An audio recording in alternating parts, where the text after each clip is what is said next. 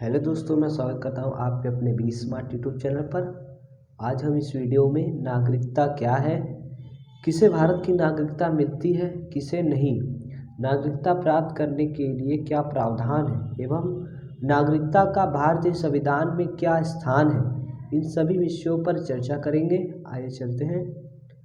तो भारतीय संविधान में नागरिकता, भारतीय संविधान के भाग 2 के अंतर्गत अनुच्छेद 5 से 11 तक भारतीय नागरिकता का प्रावधान उल्लिखित है, जो इस प्रकार है। संविधान के आरंभ होने पर भारत का अधिवासी तथा भारत में जन्मा अथवा अधिवासी जो स्वयं नहीं किंतु अब उसके माता पिता में से कोई भारत में जन्मा हो, अथवा वह अधिवासी जो भारत में जन्मा नहीं हो किंतु 5 वर्ष से अधिक समय तक भारत का सामान्यतः निवासी रह चुका हो, वह भारत का नागरिक होगा। यह अनुच्छेद 5 के अंतर्गत वर्णित है। अनुच्छेद 6 के अंतर्गत पाकिस्तान से भारत प्रव्रजन करने वाले लोगों के नागरिकता विषयक प्रावधान उल्लिखित है। 19 जुलाई 1948 जब प्रवास हेतु परमिट सिस्टम शुरू हुआ के पूर्व प्रवास करने तथा इसके पश्चात प्रवास करने वाले व्यक्तियों के संबंध में नागरिकता का प्रावधान है। अनुच्छेद 7 के अंतर्गत पाकिस्तान को प्रव्रजन करने वाले भारतीयों की नागरिकता विषयक उपबंध प्रावधानित है, जिसमें उन व्यक्तियों की नागरिकता विषयक उपबंध किए गए हैं जो 1 मार्च 1947 के पश्चात पाकिस्तान को प्रवास कर गए थे, बाद में पुनर्निवास के लिए परमिट के आधार पर भारत लौट आए थे।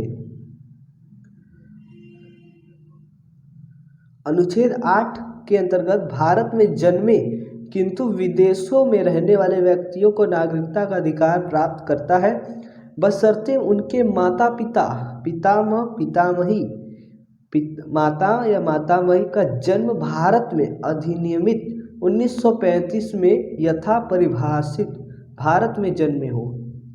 अनुच्छेद 9 में उल्लिखित है कि यदि किसी व्यक्ति ने किसी विदेशी राज्य की नागरिकता स्वेच्छा अर्जित कर ली है तो भारत की नागरिकता का उसका अधिकार समाप्त हो जाएगा।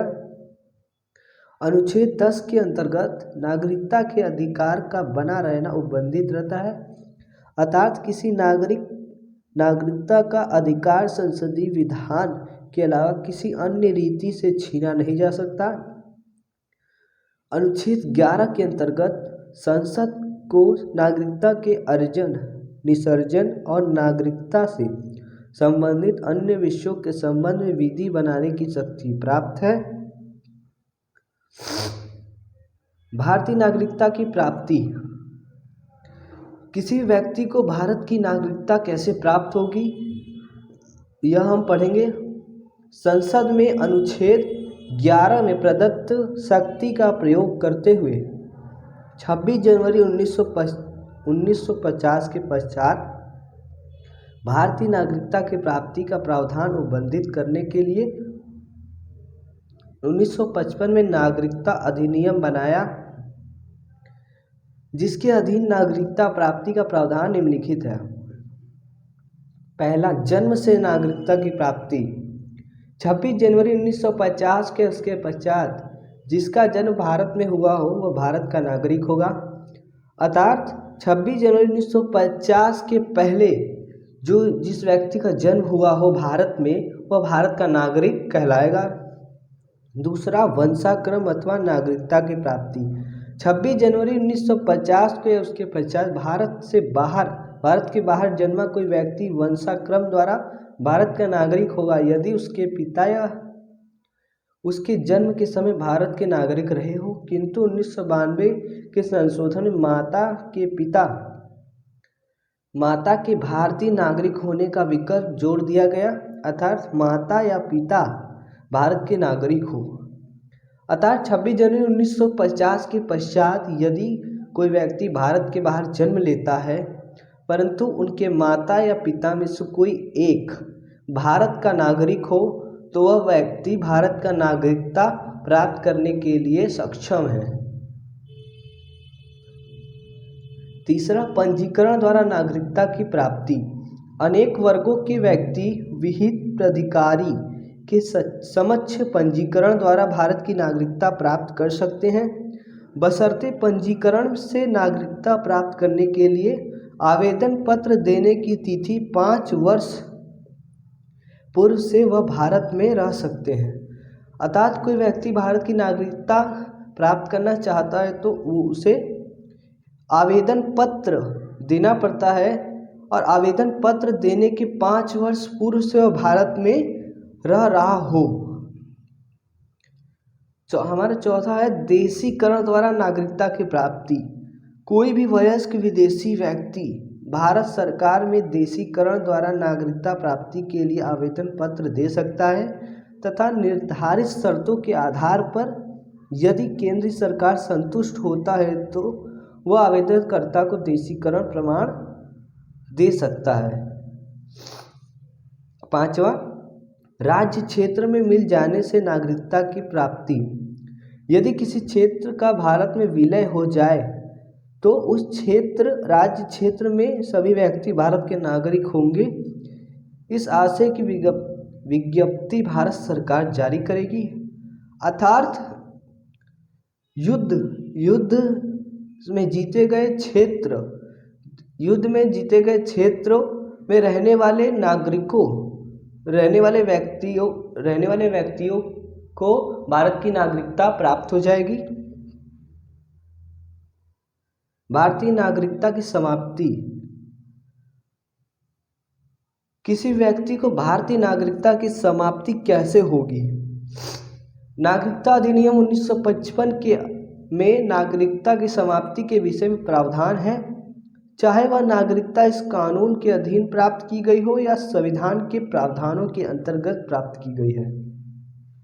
इस कानून के अंतर्गत नागरिकता की समाप्ति 3 प्रकार से हो सकती है। अर्थात किसी व्यक्ति की नागरिकता 3 प्रकार से समाप्त की जा सकती है। पहला है नागरिकता का परित्याग करने पर नागरिकता की समाप्ति। यदि कोई व्यक्ति अपनी नागरिकता त्याग देता है तो उस देश की नागरिकता समाप्त हो जाती है। दूसरे देश की नागरिकता स्वीकार करने पर नागरिकता की समाप्ति। यदि कोई व्यक्ति दूसरे देश की नागरिकता स्वीकार कर लेता है तो उसे अपने देश की नागरिकता समाप्त कर दी जाती है। तीसरा, नागरिकता से वंचित किए गए जाने पर नागरिकता की समाप्ति, जिसका आधार निम्नलिखित है। जिसे सरकार द्वारा नागरिकता से वंचित कर दिया जाए उस व्यक्ति की नागरिकता समाप्त कर दी जाती है तथा इन कारणों से उस व्यक्ति की नागरिकता समाप्त कर दी जाती है। पहला, भारतीय संविधान के प्रति अनिष्ठा प्रदर्शित करने पर, मिथ्या जानकारी देकर या गलत तरीके से धोखे से नागरिकता प्राप्त करने पर, युद्ध के समय शत्रु पक्ष की सहायता करने पर, भारत में निरंतर 7 वर्ष तक बाहर रहने पर, भारतीय महिला द्वारा किसी विदेशी नागरिक से विवाह करने पर, देशीकरण या रजिस्ट्रीकरण द्वारा नागरिकता प्राप्त करने के 5 वर्ष के भीतर किसी अन्य देश में 2 वर्ष के कारावास का दंड पाने पर, इन सभी कारणों से किसी व्यक्ति की नागरिकता से उसे वंचित कर दिया जाता है। प्रवासी भारतीयों की दोहरी नागरिकता। सन 1905 में नागरिकता अधिनियम 1955 में संशोधन करके यह प्रावधान किया गया कि पाकिस्तान एवं बांग्लादेश को छोड़कर भारतीय मूल के उन सभी नागरिकों को भारत की दोहरी नागरिकता मिल सकेगी जो 26 जनवरी 1950 के बाद दूसरे देशों में बस गए या इस तारीख को भारतीय नागरिक बनने की अर्हता रखते हैं। किंतु इसका लाभ उन्हीं प्रवासी भारतीयों को मिलेगा जिसके देश में दोहरी नागरिकता किसी न किसी रूप में लागू है। ऐसी दोहरी नागरिकता प्राप्त प्रवासियों को भारत में आने जाने की स्वतंत्रता होगी, किंतु भारत में सरकारी नौकरी पाने या मत देने का अधिकार नहीं प्राप्त होगा। आर्थिक, वृत्ति एवं शैक्षणिक क्षेत्र में समान अधिकार मिलेंगे, किंतु कृषि और खेती बाड़ी संबंधी संपत्ति का अधिकार उन्हें नहीं प्राप्त होगा। पाकिस्तान, बांग्लादेश एवं अफगानिस्तान के अल्पसंख्यकों को भारतीय नागरिकता। दिसंबर 2019 में नागरिकता अधिनियम 1955 में संशोधन करके यह प्रावधान किया गया कि पाकिस्तान, बांग्लादेश एवं अफगानिस्तान के प्रताड़ित अल्पसंख्यकों हिंदू, बौद्ध, सिख, जैन, पारसी एवं ईसाई को भारत की नागरिकता प्रदान की जाएगी, किंतु यह लाभ 31 दिसंबर 2014 या उससे पहले आने वाले लोगों को ही प्राप्त होगा। आज के लिए बस इतना ही। अगर हमारी वीडियो आपको अच्छी लगी हो तो वीडियो को लाइक करें और हमारे चैनल को सब्सक्राइब करना ना भूलें।